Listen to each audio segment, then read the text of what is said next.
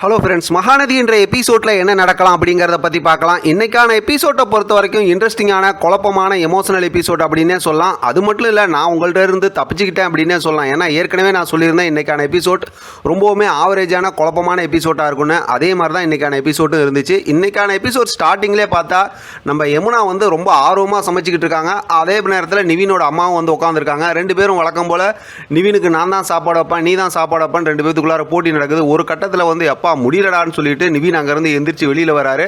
வந்ததுக்கப்புறம் குமரனுக்கு ஃபோன் பண்ணுறாரு. குமரன் ஏற்கனவே கங்கா கிட்ட பேசிட்டு நான் போய் விஜய் பார்த்துட்டு வரேன்னு கிளம்பி பைக்கில் வந்துட்டு இருக்காரு. இப்போ பேசினதுக்கப்புறம் வானேன் வீட்டுக்கு வானதுக்கப்புறம் வந்து அவங்க ரெண்டு பேத்துக்குள்ளார முதல்ல பார்த்தா நிவின் ரொம்ப அப்செட்டில் தான் பேசுகிறாரு. அதுக்கப்புறம் இந்த பிரச்சனைலாம் நடக்கதாமல் செய்யும், நான்லாம் என்னென்னலாம் அதுக்காண்டி நிறையா அதாவது கஷ்டப்பட்டுருக்கேன் அப்படிங்கிற மாதிரி பேசி ரெண்டு பேரும் சமாதானம் ஆகி சிரிக்க ஆரம்பிச்சிடுறாங்க. இப்போ நிவின் வந்து குமரன் வந்து நிவின்கிட்ட சொல்லாமையே விஜய் இருக்க அந்த ஹாஸ்பிட்டலுக்கு கூப்பிட்டு போகிறாங்க. அங்கே பார்த்தா வெண்ணிலாவுக்கு ட்ரீட்மெண்ட் நடந்துட்டு இருக்கு. வெளியிலேருந்து கண்ணாடி வழியாக டோர் வழியாக பார்த்தோம் அப்படின்னா விஜய் பார்த்து கண் கலங்கி போய் நின்றுட்டு இருக்காரு. இப்போ அப்செட்டில் உட்காந்துருக்காரு. இப்போ ஹாஸ்பிட்டல் கூட்டிகிட்டு வந்துட்டு நிவின் தெரியாமல் தான் வந்துட்டு இருக்காரு. இப்போ விஜய் பார்த்ததுக்கப்புறம் இங்கே எதுக்கு வந்திருக்கோன்னு சொல்லி முதல்ல நிவின் கோவப்படுறாரு. அதுக்கப்புறம் குமரன் கொஞ்சம் சமாதானப்படுத்துறாங்க. ஆனால் நிவின் குமரன் ரெண்டு பேத்தையும் பார்த்ததுக்கப்புறம் விஜய் சந்தோஷப்படுறாரு. இந்த மாதிரி நான் ரொம்ப கஷ்டமாக உட்காந்துருந்தேன், உங்களை பார்த்ததில் எனக்கு சந்தோஷம் தான் அப்படிங்கிற மாதிரி சொல்கிறாரு. அப்புறம் வெண்ணிலாவுக்கு ட்ரீட்மெண்ட் போகிறது விஷயமா அப்படியே அவங்களார ஜாலியாக பேசிகிட்டு இருக்கான்னு வச்சுக்கலாம். இருந்தாலும் பார்த்தா நிவின் கொஞ்சம் அப்படியே அப்செட்டில் கோவமாக அப்படியே தான் இருக்காங்க. மறுபடியும் பார்த்தா இங்கே கங்காவையும் வெண்ணிலாவும் காட்டுறாங்க.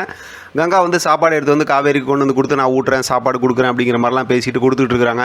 அவங்களுக்குள்ளார நிறைய அப்படியே பேச்சுவார்த்தை போயிட்டு இருக்கு. அதில் முக்கியமாக என்ன அப்படின்னாக்கா உங்களுக்கும் விஜய்க்கும் எப்படி கல்யாணம் ஆகிடுச்சு அப்படின்னு கேட்கும்போது அப்படியே அதாவது அக்ரிமெண்ட் மேரேஜ், அந்த கான்ட்ராக்ட் மேரேஜுங்கிறத தவிர பாக்கி எல்லாத்தையும் இன்றைக்கி தான் காவேரி கிட்ட, அதாவது காவேரி வந்து கங்கா கிட்ட விலாவரியாக விபரமாக சொல்கிறாங்க.